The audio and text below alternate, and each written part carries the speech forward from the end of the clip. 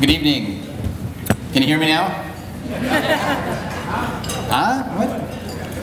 Thank you for that warm welcome, and thank you for what you do here at the Alliance. Super Dave, I was waiting for you. We could come up and have a little dialogue. No, that's all right. It sounded good until I started to realize what I was about to get into. So. I'll be good. Thank you so much, Alliance. You know, I want to recognize a couple people. Is there anybody in this room who's a part of the industry that worked in Cook Inlet, Kenai region before Prudhoe? Is there anybody here? Jim Udelhoven, would you stand up? And anybody else here? J.U. Anybody else? Let's give him a hand. And stay standing, Jim. Stay standing. I need those guys to stay standing too. Okay, now to join them, if you participated in building or being a part of putting construction at Prudhoe Bay or on the Trans-Alaska Pipeline System, would you stand up? And let's give them a hand.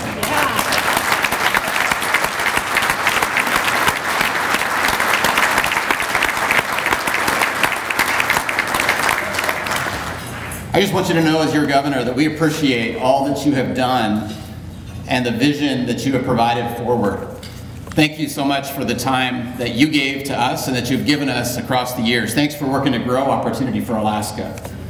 You guys deserve a round of applause. Thank you.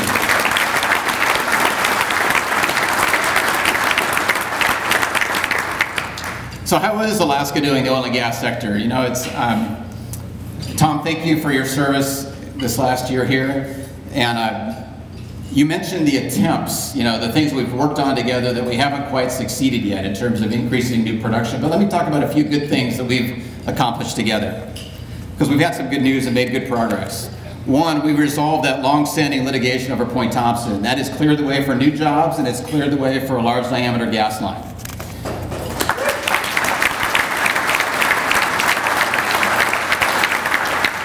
Liquids production for Point Thompson is about 3 years off. We moved the gas pipeline project off of High Center, and that's very promising. For the first time in Alaska's history, 3 producers are aligned with a pipeline company to move a gas line project forward, an All-Alaska LNG project. They've met the benchmarks for progress that I set in my State of the State last January. They now have a team, a work plan, and a budget to advance the project. That gas line, when completed, will have 5 offtake points for Alaskans, and I think that bears repeating. So Alaskans directly benefit from our natural gas. After taking care of Alaskans first, we can then sell massive amounts of surplus gas to places like Japan and Korea. That will create more jobs, more state revenue here, more opportunity for Alaskans. Now recently I traveled to Japan and Korea to meet with CEOs and senior executives of gas companies and utilities to kind of prime the pump for this gas pipeline project. The week before, Commissioner Dan Sullivan also went to these countries to speak at an LNG conference, and he hosted briefings for company representatives there. This coordinated effort put Alaska on the map again as being serious about bringing our gas to market. We reinforced Alaska's record of reliable delivery of LNG, thanks to companies like ConocoPhillips and Marathon, who've made consistent LNG deliveries to Asia for over 40 years. Let's give them a hand.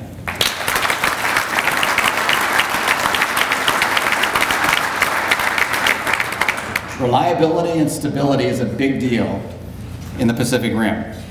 The Japanese and Korean executives had also taken notice that all 3 CEOs gathered here at my invitation in January. They see that meeting as a strong signal of shared purpose around an Alaska gas line. Besides our North Slope gas potential, Cook Inlet, right out our back door here. Cook Inlet's uptick is being driven in large part by tax incentives, and the tremendous resource potential still there. Cook Inlet is proof that taxes do matter. And as for the federal government, you already know that I will stand up and fight for Alaska when the federal government overreaches, overextends themselves. We've stood against land lockups, permitting delays, ESA listings, marine spatial planning or ocean zoning. The list goes on and on. But you know that where Interior or EPA fail to follow their own rules, or where they treat us inequitably or unfairly, we will stand up and fight as the state of Alaska for you.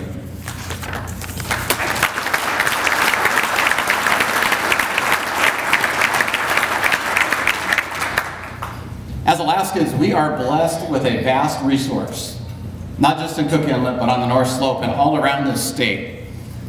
Alaskans cannot afford a do-nothing policy that leaves our resources, our oil, locked in the ground. Here's what I mean. There are two very different economic views at work among legislators when it comes to our economy and our oil. One group holds that Alaska's economic pie is about as big as it's going to get, and it's shrinking. This group says that because Alaska's economic pie is as big as it's going to get, government's got to grasp more. It's got to take some more. Got to get all the money it can now. You know the senators I'm talking about.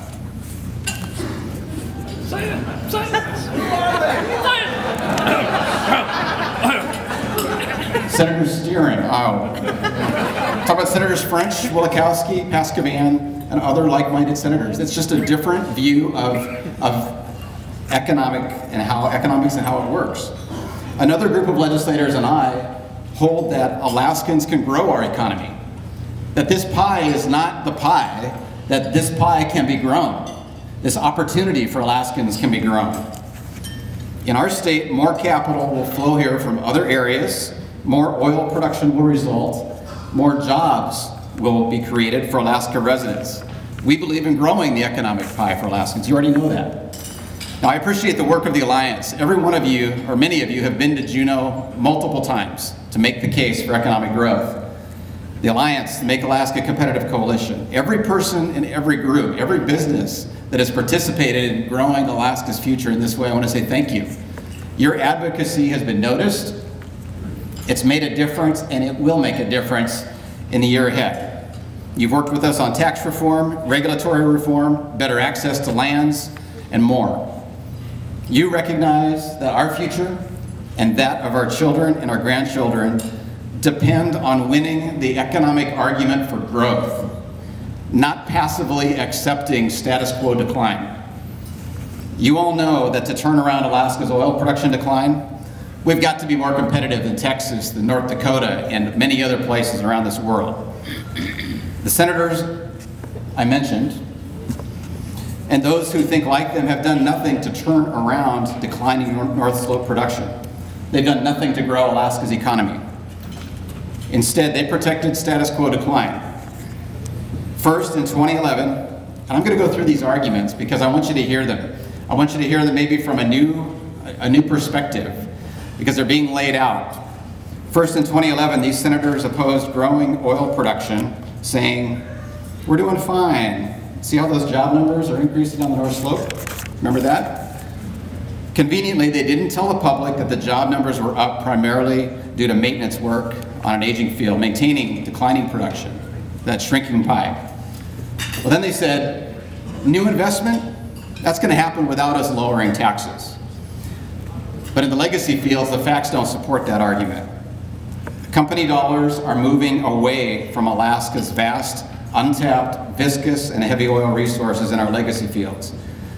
The companies are going to continue to harvest that lighter oil for years, but not the viscous or heavy oils. And what does this mean for Alaskans? It means Alaska's viscous and heavy oil, which are more costly to produce, will remain in the ground at places like Prudhoe, Kaparik, Nakayacha, and Milne Point. Is that important? Yeah, you're darn right.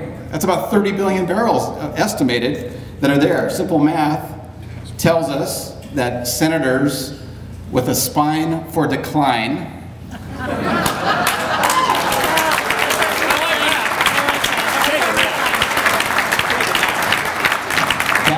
that's backbone, spine for decline, okay?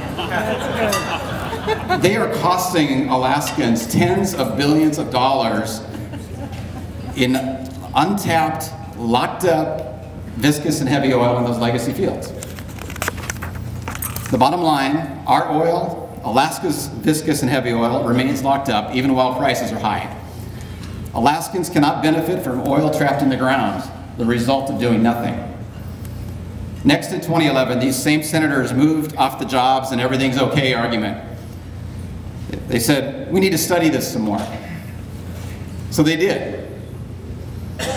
With legislative funding, they spent good money, over $1 million in contracts. And then when the consultants told them the same thing that we had been saying, that Alaska is not competitive at higher oil prices, these same senators again did nothing. They went on to argue, well, we can't lower taxes without guarantees. You can almost see the pie they're looking at. It's this pie is the pie, or the shrinking pie, and we've got to get all we can. You know, otherwise you wouldn't want a guarantee like that. But history demonstrates the opposite works. When Alberta lowered government take, company investment returns. Where more favorable tax terms are in place in North Dakota and Texas, our contractors have gone there for work. When Alaska's head tax was lowered, ships and passengers returned. When more favorable tax terms were put in place at Cook Inlet, more aggressive company investment returned. It's clear that our administration's policy is to lower taxes, to drive more investment, to drive more production, to create more jobs and opportunity for Alaskans. That's our policy as an administration. The less you tax something, the more of it you'll get. Our experience demonstrates this, as does our neighbors. Now, on the other hand, the only guarantee that Alaskans have now with higher taxes at high prices is decline. That is not in Alaska's interest. Now, opponents of tax reform talk about how they are concerned over a supposed $2 billion giveaway. You hear this. This bumper sticker slogan goes in the category of, if you say something false often enough, people will believe it. They failed to tell Alaskans that that $2 billion figure was from one scenario that assumed no new production would occur if tax reform passed as originally proposed. Those same legislators heard company representatives commit to $14 billion of new investment if tax reform passed. Do we really believe that companies would invest over $14 billion just because they like us? I think not. I think it's because they believe there's new production to be had where Alaska wins as well. As justification for doing nothing, the opponents of tax reform also proudly claim it's our oil. And it is. It is our oil as Alaskans. Then why are they doing nothing to unlock our oil? Why are billions of barrels of Alaskans' viscous and heavy oil locked up in the legacy fields while company investment flows to North Dakota, Texas, and beyond? If they really believe it's our oil, why are they satisfied with status quo decline? Why have they done nothing to get us new production now? The notion that tax reform is a, quote, giveaway is classic tax more, spend more government thinking. Honestly, it's that Obama-like thought process that the pie is as big as it's going to get, and government's got to grasp everything it can. And sorry, I'm not trying to get partisan tonight. I'm trying to focus on it. And I have been focused on the economy. Well, I say we need a different vision for Alaska's future, one where we can grow this economic pie together, one where we grow economic opportunity together. We don't need decline, we need to increase production. We need a vision from our legislature that unlocks Alaskans' oil for Alaskans. I say we reject the desperate mentality of clinging to decline. Let's set the bar higher for our state. Let's shoot for more production, a lot more production. Together, we'll do everything we can, and you've been working hard with me, to unleash more production and unlock Alaska's oil for Alaskans' benefit. More oil can flow through that pipeline, more jobs can be created, more Alaskans can prosper. I think that's an economic future we can all stand for. Thank you.